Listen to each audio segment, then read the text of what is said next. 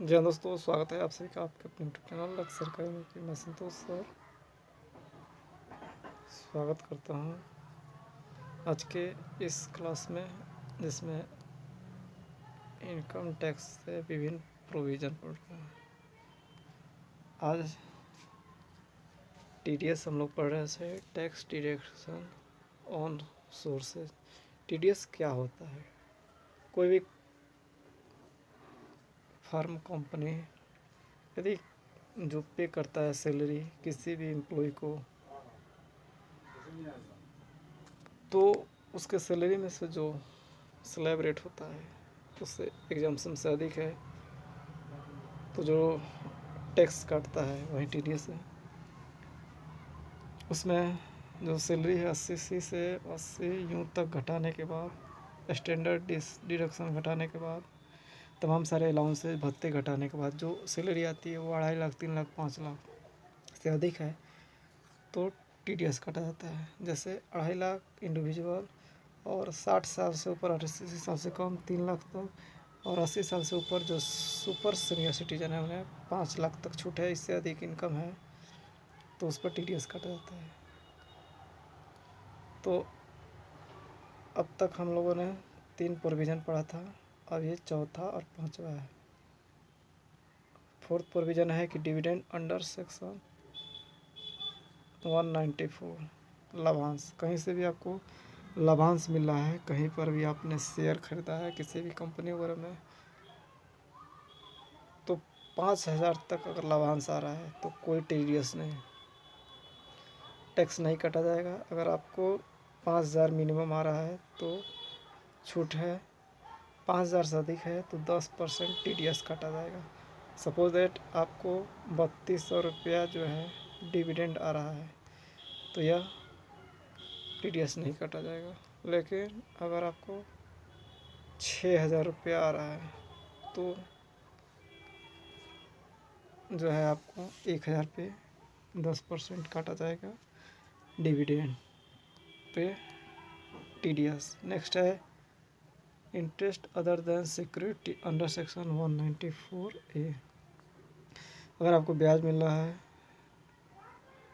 Interest on security के अलावा कहीं अन्य जगह से भी ब्याज मिल रहा है, किसी भी जगह आपने जो है इन्वेस्ट किया है वहाँ से ब्याज मिल रहा है, एन इंडिविजुअल या HUF Hindu undivided family who is required to get his account audited, any other person must deduct tax 10% for making of payment interest, but on the following interest on will not be deducted।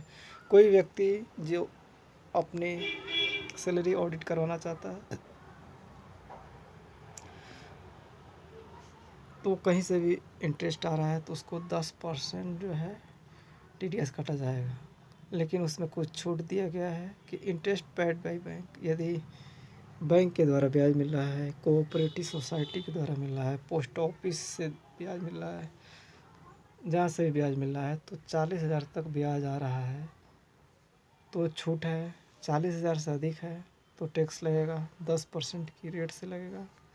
वहीं अगर senior citizen है तो 50,000 तक छूट है, TDS नहीं काटा जाएगा। 50,000 तक ब्याज आ रहा है तो, साथ ही इन अदर केसेस अगर कहीं पार्टनरशिप फॉर्म है, कंपनी है, वहाँ से इंटरेस्ट आ रहा है तो लिमिटेशन है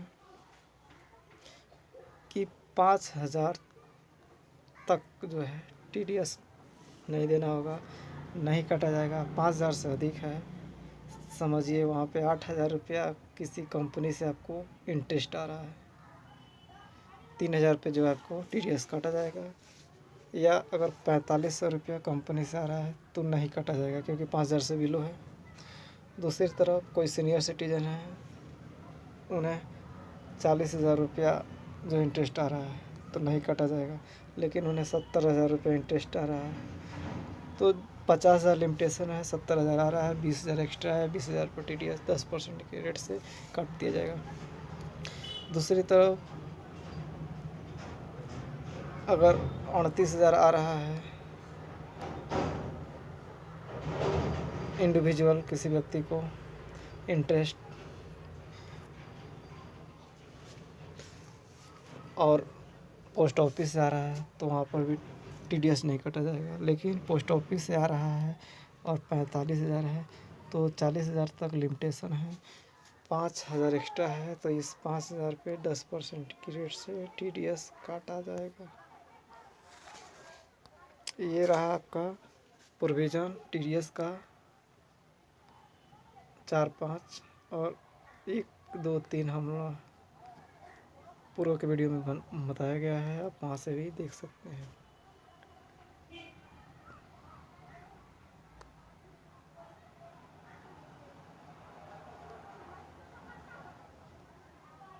thank you, thanks for watching.